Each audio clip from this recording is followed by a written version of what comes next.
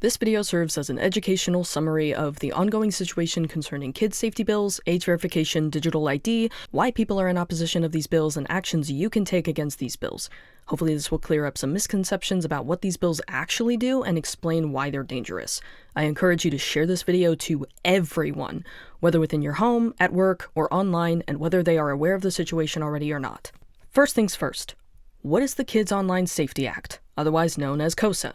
KOSA is a bill aiming to enforce a duty of care on platforms, enforcing stricter safety tools, default privacy settings, restrictions on addictive features, and tightening requirements to water down or remove possible harmful content to minors. This content would include things like cyberbullying, self-harm, eating disorders, substance abuse, sexual exploitation, and other such content. While this may sound good on paper, what classifies as harmful content is not fully specified. This bill is eerily similar to the UK's Online Safety Act, which is already known for its censorship regimens. What is the Screen Act? The Screen Act is a bill requiring strong age verification in order to access websites, notably adult websites such as The Hub, but could be applied to sites with potentially harmful content, such as social media. It plans to erase internet anonymity in the name of protecting children. What is the App Store Accountability Act, otherwise known as ASAA? ASAA is a bill that requires users to verify their age before allowing downloads of apps from the App Store. Some states such as Texas, Utah, and Louisiana have already implemented bills like this. Verification strangely can apply to apps such as the Weather app. While some requirements are as simple as getting a parent to input a child's age, others are much more invasive, requiring a government ID to verify age. Texas has already been sued by teens over this bill, and the CEO of Apple is surprisingly also in protest of this. These are not the only bills to oppose as well. In fact, a whopping 18 to 19 bills are currently being pushed through House and are moving on to the full committee, all claiming to relate to kids' safety and age verification. A link in the description called Bad Internet Bills has a lot of info concerning said bills and petitions to sign. I'd like to briefly address other topics relating to the aforementioned bills that you likely have or will hear about for the sake of clarity. What is Section 230 of the CDA? Section 230 allows platforms like social media to avoid legal liability concerning any and all user-generated content while upholding their moderation of it. Removal of Section 230 would encourage platforms to take on responsibility for user-generated content, which will likely encourage censorship due to fear of lawsuits. What is age verification? Age verification requires users to verify their age, sometimes by simply inputting a date of birth, but typically by using a government-issued ID to ensure legitimacy. This method is proven to be rather dangerous and poorly implemented, and also violates users' rights to privacy online by eliminating anonymity. What is digital ID? Digital ID is a supposedly secure method of holding your government-issued credentials digitally, available on Apple Wallet and Google Wallet, and can be used for various means such as TSA checkouts, age verification, and online transactions. While digital ID may seem convenient, it can be used to monitor and track your digital activities and pave the way for dictator-like regimens, as proven by the UK. What these bills actually lean to do is prevent adults without a valid form of ID from accessing the internet, encourage hackers, scammers, and data breaches. Recent ID-related data breaches include Discord T and AU10TIX, encourage companies to data grab. Companies have been proven to hold user data despite claiming information deletion. Encourage kids to find workarounds or more dangerous alternatives. YouTube directly states this in light of Australia's social media ban. Encourage censorship. I will address later as to what may fall under said censorship. Encourage governmental overreach. Do you really trust the government? Strip away kids and adults access to friends, freelance work opportunities, sharing their creations, access to important resources and information. Discourage kids from reaching out for help or finding resources. Encourage lazy and inactive parenting. Remove involvement of the parents. Push us one step closer to becoming similar to the UK. A dictatorship. I have made a list of points that I do want to take note of that are relating to everything that I have already previously mentioned, and I think it's important to take note of these just for varying information and gathering of information. So these points to take note that I have written down. The UK started with OSA, Online Safety Act, and since evolved into a full-blown dictatorship, resulting in arrests over tweets and private messages. UK's digital ID system, where they store user data, is proven to be unsafe and easily hackable. The UK has turned a blind eye to this. Australia banned social media for kids under 16, but socials such as Discord and Roblox, which are well known to have pedophilia problems, are not banned. Nor is the Hub. While we're on this topic, Australian report calling for age-appropriate pornography information to be added to respectful relationships education. Okay, YouTube voices concerns over Australia's new law. Australia PM caught lying about teens backing up social media ban. Australian federal government has ignored calls for a gambling ad ban while pursuing the social media ban. A Discord third party had a large data breach in September of this year containing 1.5 terabytes of user data from doing age verification. Discord promised this info would be deleted. It was clearly not. Google had a data breach in October of this year concerning user passwords. YouTube/Google asks for IDs or biometric data, yet they were sued in 2025 for violating privacy laws. WhatsApp had what's claimed to be the largest data breach of November this year. Big Tech is both in support of and against age verification. Meta is lobbying Canada to implement age verification at App Store level, while both Google and Apple voice concerns.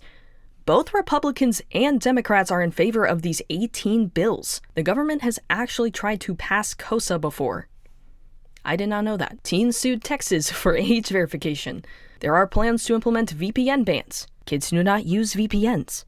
None or very minimal AI regulations are being put in place. Israel is rumored to have hacked users' iPhones via ads. I also want to point out and remind everyone, the internet is an adult space, not a children's one. It is a parent's responsibility to parent their children, not the government's, companies, or citizens. Parental controls exist, and it is the parent's responsibility to implement them. An analogy that I would like to use is with businesses and buildings. It sounds smart to not allow kids to access a strip club or an adult-themed party. Of course, a sensible person would discourage this, and many parents would keep kids away from those clearly adult-based spaces. However, an age verification law like this could extend to banning adults and kids from the library due to it containing an adult section, or Walmart for having a sex toy section a kid could possibly stumble onto. To what extent would censorship laws be pushed? What would be classified as harmful or adult content? A present active parent wouldn't let their kid run around the streets or stores unsupervised or alone, so why are parents letting them roam the internet unsupervised? And how is it the library's or Walmart's responsibility, or my responsibility, to parent someone else's child? I want to clarify that the censorship may include, and is not limited to, mental health themes and resources, mental disorders such as EDs, suicide discussions, reproductive health, bodily functions and education, women in bikinis, pornographic or sexual in nature content, right-leaning content, left-leaning content, LGBTQIA+ topics, religious-based topics, hate speech, misinformation, disinformation, violence or pro-violence themes, political topics such as criticism of the government, news reports, fictional stories containing any of these themes. The list is likely even more extensive than what I stated, but basically, just about anything can fall under censorship if the government deems it illegal or harmful, and everyone should be worried. Actively censoring many of these topics prevents people from finding resources, information, and communities while also hindering seeking help or a call to action online. I would like to briefly state why the internet is good. It provides educational resources, provides mental health related resources, provides communities and safe spaces, provides the ability to remain anonymous, provides the ability to help and support others, and even provides job opportunities. So if these bills are actually not meant to help kids but to censor and surveil citizens, what would actually help kids? Well, being a present parent. Talk to your kids, get to know them, be involved with their lives. Educating parents and kids about internet safety. How to be safe on the internet, what are the dangers of the internet, etc., etc. Educate parents on how to implement parental controls or block bad websites. These are tools that exist, parents need to know how to use them. Keep big tech accountable for current violations of current laws. YouTube has a well-known unfiltered questionable ad system and even questionable content. Roblox has a well-known pedophile problem. Discord has a well-known scam problem. OpenAI actively encourages users to kill themselves, and no precautionary measures are being taken. And last but not least, holding criminals accountable for their crimes. I'm just going to briefly mention a certain files. I don't know how much I'm allowed to say on YouTube. Everyone knows about the files. We all want the files to be released. Why was it such a hassle? Additionally, multiple criminals have been either charged a numerous amount of times or arrested a numerous amount of times and suffer little to no consequence. Lawrence Reed, a criminal allowed to roam free after 72 charges. DeCarlos Brown Jr., a criminal allowed to roam free after at least 14 arrests. Jesse Butler, allowed to roam free despite being convicted of raping 2 high school students. Why are these people allowed to roam around? There is a real threat happening in the real world, and the government is focused on the internet? It doesn't make sense. So you might be wondering at this point in the video, what can you do to fight these bills? Call, email, or write letters to state representatives and senators. Literally do anything to make some noise. Sign petitions, and as many as you can. Peaceful protests, spread information on bulletins, draw in chalk on sidewalks, literally do anything. Stay informed, learn as much as you can, and spread information to everyone. Family members, friends, coworkers. Ask if they know what's going on and inform them about what's going on.